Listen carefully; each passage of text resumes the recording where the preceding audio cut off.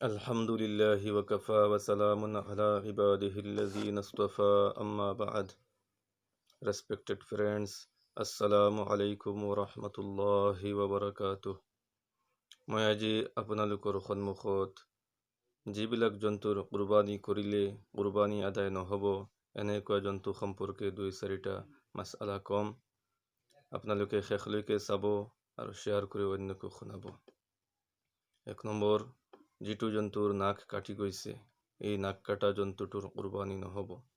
2 নম্বৰতে, যিটো জন্তুৰ জিভা কাটি গৈছে, জিভাখন কাটি যোৱাৰ ফলত যদি দানা পানী খাব নোৱাৰা অৱস্থা হৈ গৈছে তেনেহ'লে এই জন্তুৰ কুৰবানী নহ'ব।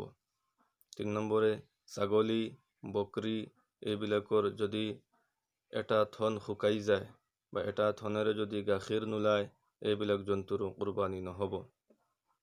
তদ্ৰূপ গৰু ম'হ উটনি ইহঁতৰ যদি 2টা থন শুকাই যায় বা 2টা থনৰে যদি গাখীৰ নোলায় বা থন যদি কাটি যায়, কাটি যোৱাৰ ফলত জখম হৈ যোৱাৰ ফলত যদি পোৱালিক গাখীৰ খুৱাব নোৱাৰা অৱস্থা হৈ যায় এনেকুৱা জন্তুৰো কুৰবানী নহ'ব।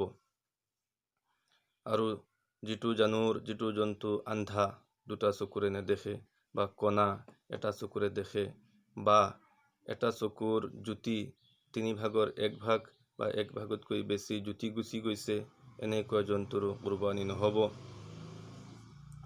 আৰু যিটো জন্তু লেংৰা হৈ গৈছে 3টা ভৰিৰে চলাচল কৰে, এটা ভৰি মাটিত ৰাখিবই নোৱাৰে বা এটা ভৰি মাটিত ৰাখিব পাৰে কিন্তু এই ভৰিখনত শক্তি দিব নোৱাৰে এনেকুৱা জন্তুৰো কুৰবানী নহ'ব।